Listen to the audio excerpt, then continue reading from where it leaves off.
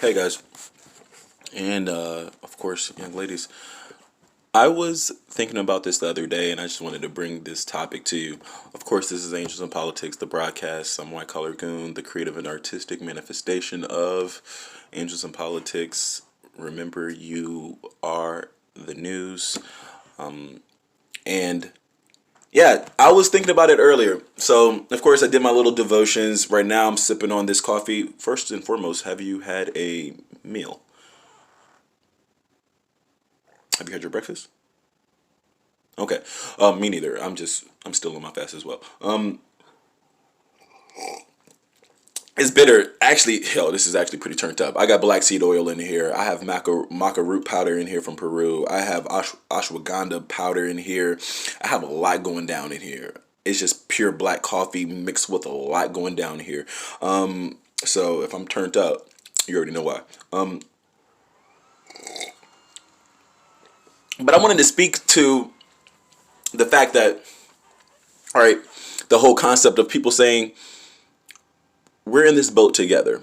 All right, we're in the same boat. And I thought about it. What if life was like, you know, a literal boat and we were all on it? And let's say there was only 100 people or there's a few people, but we're all living on this boat. And I thought, well, that's a really cool metaphor because I spent some time living on a ship, for a little while, and I was working on the cruise ship, and people know about that lifestyle, or some people don't know. If not, you can read Confections in Psychology. You can look at previous videos, even though I haven't fully delved into like that lifestyle or divulged everything, and of course you can't divulge everything, but you can listen to the podcast, or you can look at some of the things that I've written. Disenchanted Wolf is one of those pieces of work or pieces of literature that details or outlines a lot of my cruise ship experience throughout the year of the time that I was there, 2018, 2019. But it was cool to see the dynamics of how the women of the hierarchical structure, the dominance hierarchy. Okay, the dominance hierarchy. Let's think about the pyramid. All right, let's think about the top and going down, and let's talk about being self-actualized and what type of life. Where did you want to be placed? If you were a young woman, if you were 8, 9, 10, 11, 12, if you're 17, 18, 19, 20, if you were 70, 80, 90, if you were put on a boat and you were to live on the boat and you were to live and work and spend your time, because you're living there, on the boat, on this ship, where would you want to be on this dominance hierarchy? Where would you want to be on this scale? Where would you want to be in the scale of power, of maybe of treatment, of your health, your wealth, your welfare? Like, where would you want to be on the ship, since we're all in this boat together? And I thought it was really cool because, there are different jobs, of course. Everybody has a job on this ship, right? You as a young lady, of course, you are competent, you are intelligent, you're industrious, all right? And as you synthesize that, you figure out who you are. What's your core complex? Who are you? What are your issues? What do you want in life, okay? What essentially, where do you see yourself as far as your divine, purpose? So how would you align yourself with that? So there are different jobs. There are different archetypes on the ship. There are what they would call white collar jobs. There are blue collar jobs, and then there are performance based jobs. Okay, so just as you would find in the world economy, the white collar jobs. These were administrators, HR, CPAs, business consultants, leadership and development consultants.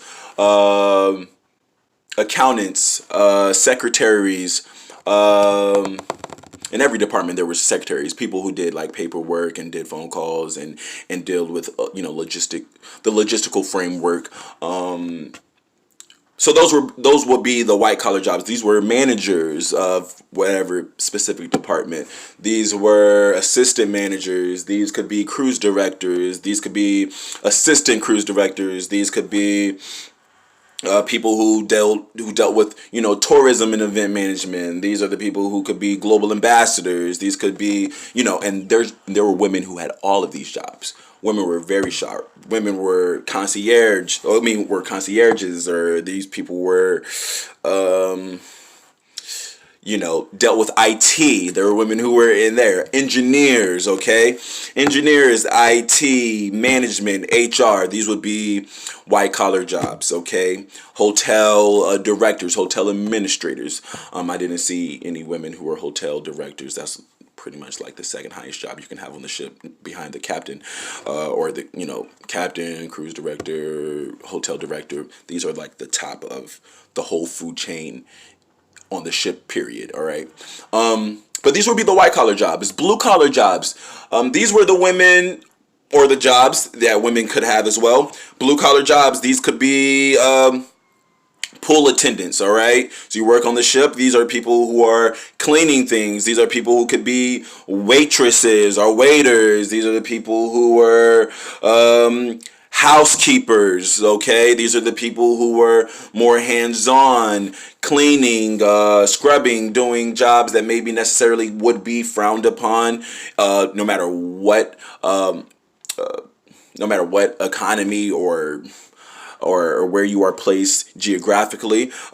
These jobs probably paid very well whilst on the cruise ship, depending on where you came from. But these weren't the most, in my opinion, these weren't sought after jobs. I don't know if there were many women who were growing up saying, "I would love to go and work on a cruise ship to pick up luggage," or I went to high school and I went to college and I studied to get a degree so I could be a pool attendant and sweep up, mop up floors, or pick up broken glasses because people are drunk on the cruise ship. Like, these were a lot of the blue collar jobs, and men and women, work these jobs. All right. And then there was like middle of the road where you will find white collar, blue collar jobs, or what they will call like maybe, specific professions that you needed to have due to your degree, all right, due to your education base.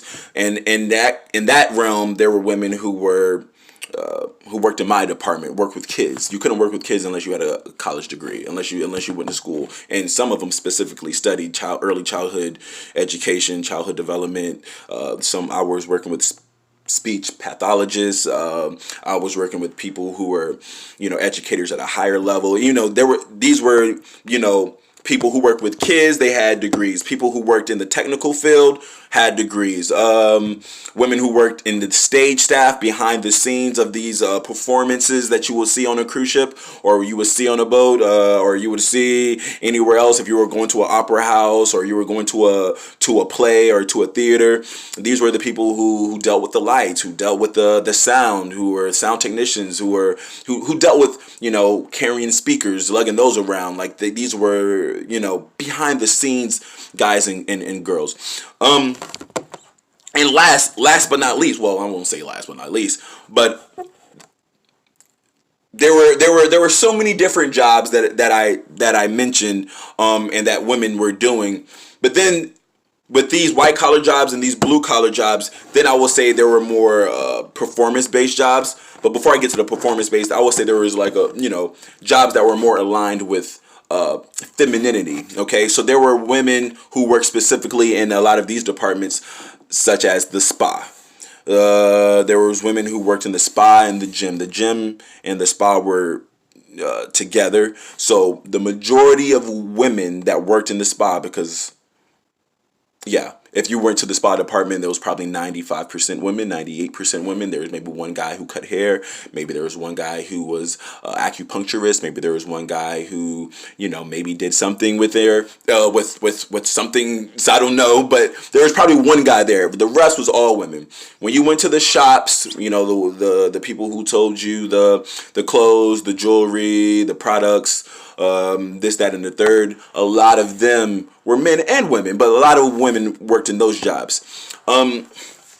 So those were popular jobs for women as well. And you will find that even in the world, right? You find a lot of women who maybe go to school, or maybe they don't go to school, or women who grow up, and if you were to give them an opportunity, because everybody has an opportunity to a point, depending on where you're from, to choose what they want to do. There's some women who say, "Hey, I hear about being an accountant, and I hear about being a leadership and development consultant, and I hear about HR, but like, I don't know how fun that is. If anything, I probably would like to do makeup. If anything, I would like to be the girl who's into, like, doing nails and pedicures and massages." Or some people say, "Hey, like, I rather like receiving the treatment of getting my hair done and getting my nails done and getting my back rubbed, but I necessarily wouldn't want to do that," right? Um, so it was kind of interesting to see how women had these different jobs. They had these different they had these different compartments, I would say. Within this dominance hierarchy, there was a different placement based on the different placement, different treatment. There was a different level of, yeah, value value placed on the importance of your job, unfortunately or fortunately. So how it went. So there were jobs like spa, there was jobs in the shops. There was the port shopping lady whose job was to be on the television, who was to be on the cruise channel every time you turn on the TV. Or she did talks around, the boat to talk to the guest about, hey, we're going to port in Jamaica tomorrow, or we're going to port in Mexico in 2 days, and I'm going to show you the things that you should buy. Here's where you go to get the new threads and the new jumpers, the new dresses, and the makeup and the watches and the jewelry. And I'm talking like fancy jewelry. I'm talking like the big jewelry and the ornaments that you can have shipped to your home, so you can tell all your friends that you're well traveled because you've been to the French Riviera and you've been to Dubai and you've been to the UAE and you've been to the Grand Cayman and all these types of places. So that woman normally 9 times out of 10 was very feminine because she had to wear the jewelry that she was promoting. She had to wear the clothing that she was promoting. She had to wear a lot of those articles because that was the job. All right. And last but not least was the performance, the performance women. All right. These are the women whose jobs were solely to entertain. All right. These were the entertainment department. Even though in my department, working with children, and being you can work in the sports staff or the youth staff, that is still classified, or that constitutes entertainment. But this last echelon of women, they worked in the entertainment department because these were the synchronized swimmers, or the aerialists, or the gymnasts, the ones who did the aerial acrobats. These were the women who were the singers whenever they would have their, proper, full length, like feature length plays and stuff like that in shows. These were the singers. These were the dancers. These were the synchronized swimmers. These were the ice skaters, the figure skaters. Do you understand what I'm saying? So these women were, whenever you went to see the shows, these were like, wow. So their specific job was strictly performance based. And I know for some people who are listening, if you were a 6-year-old, if you're a 7-year-old, if you're an 8-year-old, if you're an 18-year-old, you might say, damn, out of all the jobs you can do, out of all the jobs you can do, you can choose to sweep floors, you can choose to make up the beds and pick up luggage, or you could choose to be an engineer, or you could choose to be an HR person, or you can choose to be an accountant, or you can choose to cut hair and do nails and wear the makeup, or you can choose to be the girl who sells the makeup, or you can be the girl who sells the watches, or you can be so many things. Some people might say, damn, I want to be the one on stage. I want to be the one with the lights on me. I want to be the one who was the singer and the dancer and the synchronized swimmer, and the ones and they actually got paid the most, right? They got to pay the most money because of that. Now, somebody might say, damn, those girls were the ones to be, right? But I would go into the drawbacks of that hierarchy, because whilst I was on the ship, I saw that there was a direct and inextricable link and correlation to the status of your position, the status of your job, the status of who you were, essentially directly linked to how you were treated. And not like if you were like a person who swept that somebody pushed you over the ledge, and like it wasn't like that. But definitely when it came to being chose, being approached, being revered, being all these types of things, that was directly linked to how you were seen on that scale. And I'll tell you part two next.